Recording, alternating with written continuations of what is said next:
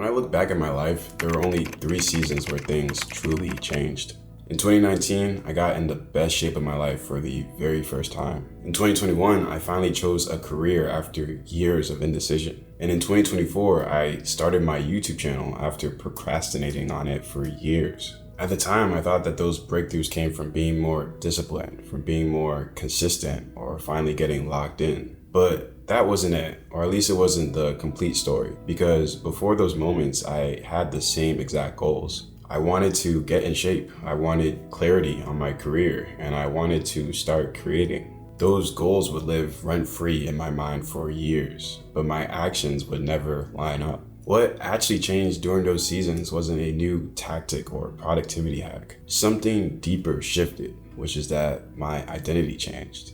And I know this sounds kind of woo-woo, rah-rah, and like all motivational, but it's really true because once this happened, all the actions that used to feel difficult started to feel natural. And the behaviors that used to sabotage me and hold me back suddenly felt wrong. So here's a question that you can ask yourself right now, and one that changed everything for me once I did, which is, if someone were to look at your last 30 days, what would they conclude that you prioritize? In 2019, when I got in the best shape of my life after a pretty rough period that I was going through, eating junk food actually felt like torture. And looking back, I probably was a little too strict and extreme during that period, but it just didn't align with who I believed I was anymore. And the same thing happened when I finally let go of the indecision and chose a career. And when I let go of the fear of being judged and being perceived and let all that go and started making YouTube videos. The progress didn't come from motivation or discipline. It came from being truly aligned with who I was becoming. And this is precisely where I used to fail with New Year's goals, because I tried to change my habits without changing my identity first.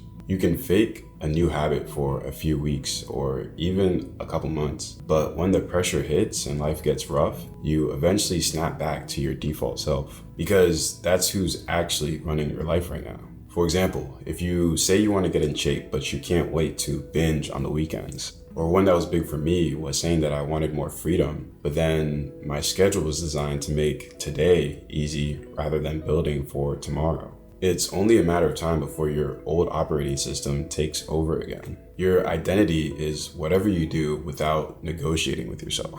In anesthesia school, one of my instructors said something that has always stuck with me. He said, "We don't rise to the level of the occasion, but fall to the level of our habits."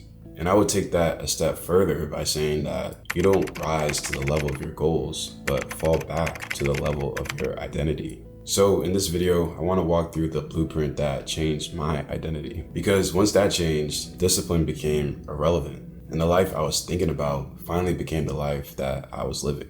Okay, so the first shift that changed everything for me is that I stopped describing what I wanted to achieve and started defining the type of person that would achieve it naturally. What I've noticed in my life is that most of my goals failed because they would describe an end result, but never the identity that would be required to sustain it. For example, saying that you want to lose 30 pounds, I don't think that's a bad goal, but I just think it's incomplete. A better goal would be that I am becoming the type of person that works out even when it's inconvenient. Because identity isn't just what you say you are, it's more so what your behaviors make obvious. For example, think about the most fit person that you know. You don't imagine them constantly battling themselves to eat healthy or to work out. It's just part of who they are. And this doesn't mean that they don't skip workouts or never eat something that isn't perfect in macros. It just means that their default identity doesn't argue with those core behaviors. Like, I always find it funny when people always assume that I never eat junk food. I guess it's true I eat clean the majority of the time, but here and there, like, I'll eat a cheat meal per se. But the reason that people make that assumption is because of the identity that they've labeled me with. It's because that identity comes with a certain type of expectation and a certain set of rules, essentially with a certain way of operating that's obvious from the outside. So instead of just defining a goal, take it a step further and define the identity for whom that goal is essentially a default. Because once identity is clear, then the behavior stops feeling forced. And that's the moment where things actually start to change. Yo, this is my last time going to Chipotle. This burrito, $15. I know I got the carne asada, yeah, but $15? This beef for ridiculous.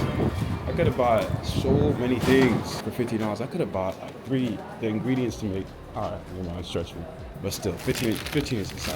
So the second step is to create evidence until identity takes over. Because what I used to misunderstand is that none of this feels natural at first. It only starts to feel that way once your brain has enough proof. So what I realized is that I couldn't just wait for my new identity to magically take over. It was about creating enough evidence for it to start forming. I chose a couple actions that the old version of me would resist, but that clearly aligned with the person that I wanted to become. And I just made sure that they were small, boring, and repeatable so I wouldn't get overwhelmed. But what I learned is that consistency is what turns a behavior into your identity. My first step was simple. I made sure that I moved my body every day. Sometimes that meant going to the gym and lifting heavy, and other times that just meant staying at home and doing push-ups, sit-ups, walking on the incline treadmill, anything, just making sure I was moving. The workout itself wasn't important. The purpose was showing myself every single day that I'm the type of person that moves. And once enough evidence stacked up, the identity started running the behavior rather than the other way around. And that's when things stopped feeling forced. All right, we are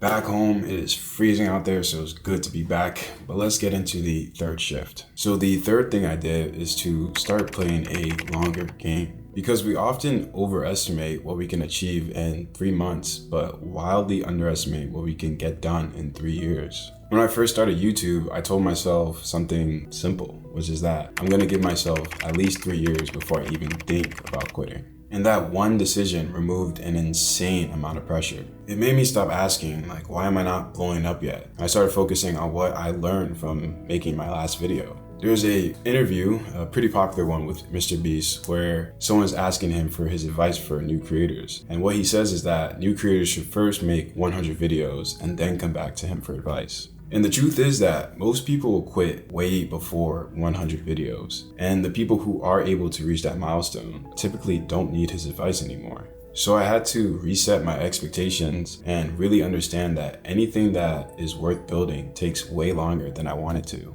And once I accepted that truth, something else also had to change. I had to stop glamorizing the end goal and learn to respect the boring middle. I had goals of graduating anesthesia school, starting to make actual money, getting in shape, growing my YouTube channel. Those outcomes all sounded exciting, and they are exciting, but the reality was extremely boring. During school, that meant waking up early to show up at clinicals by 6 a.m., being in a very high stress, intense environment for 10 hours at a time, coming home, having to study, eat, and go to the gym when all I wanted to do was pass out and watch Netflix. Most days I didn't feel motivated, so I had to stop waiting to feel like it. My rule became simple, which was to start anyways. If I could just begin, even for 5 minutes, then what I found is that the motivation usually came after I had started, not before. Okay, so if there's one thing I learned and that I want you to take away from this video, is that you can try every productivity hack and every tactic in the world, but until you change at the identity level, nothing really changes.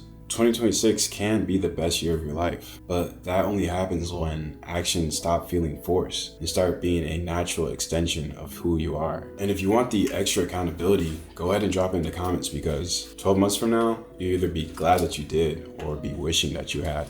And if you want deeper breakdowns, then go ahead and join my newsletter, because that's where I share everything that doesn't make it here on YouTube. I'll see you guys in the next video. Go ahead and like and subscribe, but you already know, don't drift.